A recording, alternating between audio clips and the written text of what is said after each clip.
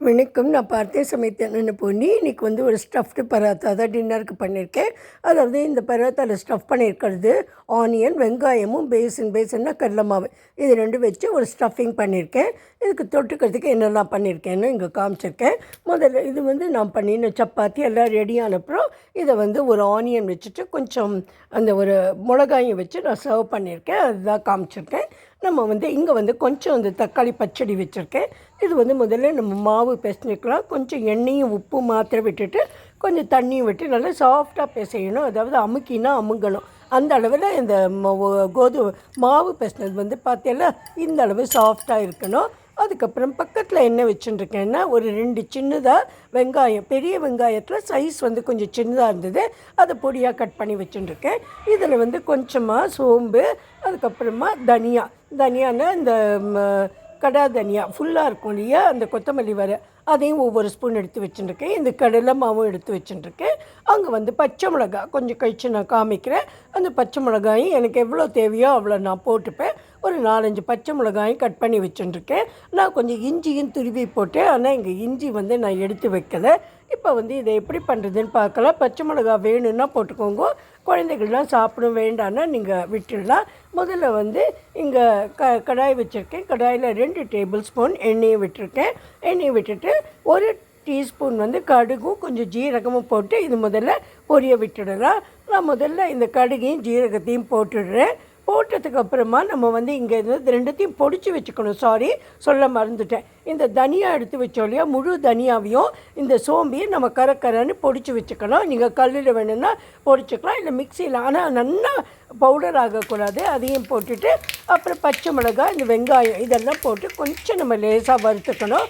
முதல்ல நான் கடுகு அந்த ஜீரகத்தையும் போட்டுட்டு இப்போ ஒவ்வொன்றா எல்லாத்தையுமே போட்டுடுறேன். இப்போ வெங்காயத்தையும் போட்டுட்டேன், பச்சை மிளகாயும் போட்டுட்டேன், நம்ம இடித்து வச்சு அந்த பவுடரையும் போட்டுட்டேன். தனியாகவும் சோம்பு வாசனை இதில் ரொம்பவே நல்லாயிருக்கும். அதுக்கப்புறம் நான் கொஞ்சம் இஞ்சி போட்டேன். நீங்கள் இஞ்சி பூண்டு விழுது பிடிக்கும்னா அதையும் போட்டுக்கலாம். நான் இஞ்சி மாத்திரமாக கொஞ்சமாக அரைச்சது இருந்தது, அதை ஒண்டி போட்டுட்டேன். இது நல்லா பொன்னிறமாயெல்லாம் ஆக வேண்டாம், கொஞ்சம் அந்த பச்சை வாசனை போனால் போகிறோம். நம்ம இந்த எடுத்து வச்சுருக்கிற கடலை மாவை இதில் கொட்டிடலாம். கடலை மாவு கணக்கு நீங்கள் எவ்வளோ வெங்காயம் எடுக்கிற அளவு இருக்கோ அதே அளவு கடலை மாவு போடணும். கொஞ்சம் கூட குறைவாக இருந்தால் பரவாயில்ல. அதுக்கப்புறம் இதுக்கு எல்லா பொடிகளும் போட்டுடலாம். கொஞ்சம் மஞ்சள் பொடி, தனியா பொடி ஒரு சொட்டு போட்டால் போகிறோம். அதுக்கப்புறம் ரெட் சில்லி பவுடர், அதாவது மிளகா பொடி, இதெல்லாம் உங்கள் இஷ்டம்தான். உங்களுக்கு எவ்வளோ வேணுமோ அவ்வளோ போட்டுக்கலாம். தனியா பவுடர் பார்த்து போட்டுக்கோங்க. அதுக்கப்புறம் புளிப்புக்கு நான் கொஞ்சம் ஆம்ச்சூர் பவுடர் போட்டுட்டேன். நீங்கள் இது போட்டுக்கலாம், இல்லைன்னா எலுமிச்சம்பழ ஜூஸை நீங்கள் புழிஞ்சிக்கலாம்.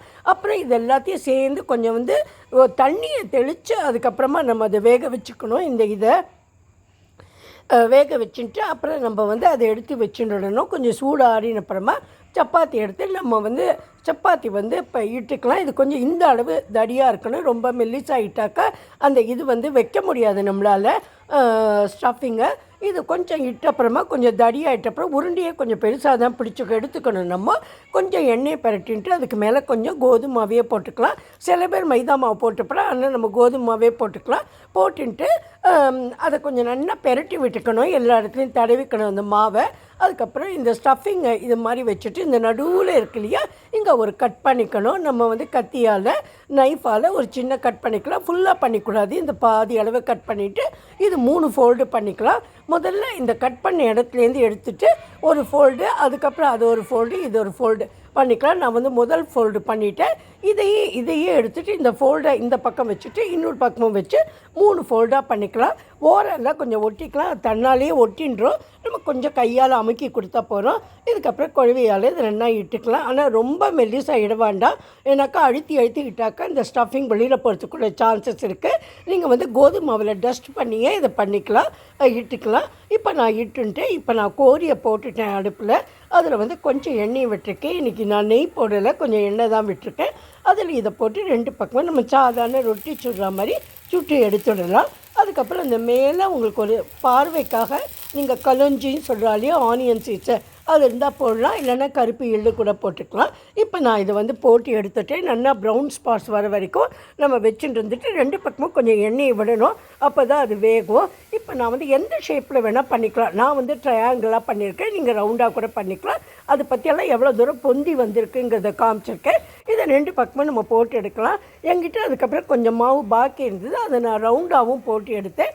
ரவுண்டுலேயும் பாருங்கள் எப்படி பபுள்ஸ் தன்னால் வந்திருக்கு, வந்து அது நல்லா பொங்கி வரும், ரொம்ப டேஸ்டியாக இருக்கும். உங்களுக்கு பயமே வேண்டாம், இந்த ஸ்டஃபிங் எதுவும் வெளியிலேயே போகாது. இப்போ எல்லா சப்பாத்தியும் நான் பண்ணிவிட்டு 2 உருண்டை மாவு சாதாரண பராத்தாவாக நான் பண்ணி எடுத்துட்டேன். இங்கே ரைத்தா கேர்டு வந்து தயிர் ரைத்தா வச்சுருக்கேன், இங்கே சாலட் வச்சுருக்கேன். இது வந்து கொத்தமல்லி சட்னி, க்ரீன் சட்னியும், இது வந்து மீட்டா சட்னி. அந்த நம்ம புளிக்காய்ச்சல் மாதிரி பண்ணுவோம் இல்லையா, கொஞ்சம் ஸ்வீட்டாக இருக்குமே, அந்த சட்னி வச்சு நான் சர்வ் பண்ணிவிட்டேன். அந்த ஓரத்தில் கொஞ்சம் வெங்காயமும் ஒரே ஒரு பச்சை மிளகாயும் வச்சுருக்கேன். இந்த மாதிரி தான் நான் சர்வ் பண்ணினேன். இதை தவிர கொஞ்சம் ஃப்ரூட்ஸ் யாருக்கு என்ன வேணுமோ அதை கட் பண்ணி கொடுத்தா டின்னர் ஆகிடுத்து. நீங்கள் உங்களுக்கு இஷ்டம் மாதிரி உங்களுக்கு ஏதாவது சப்ஜி வேணும்னா நீங்கள் பண்ணிக்கலாம். ஆனால் எனக்கு இதுலேயே நிறைய ஸ்டஃபிங் இருந்ததுனால அது வேண்டான்னு தோணித்து. அதனால் நான் சப்ஜி எதுவும் பண்ணலை. காத்தால் நான் பண்ணினா கொஞ்சம் டொமேட்டோ சட்னி இருந்தது, அதையும் அவளுக்கு கொடுத்துட்டு நான் சர்வ் பண்ணிவிட்டேன். இதுதான் இன்றைக்கி dinner. Hope you all will like this. பிடிச்சதுனால லைக் பண்ணி ஷேர் பண்ணுங்க. Thank you friends. Good night.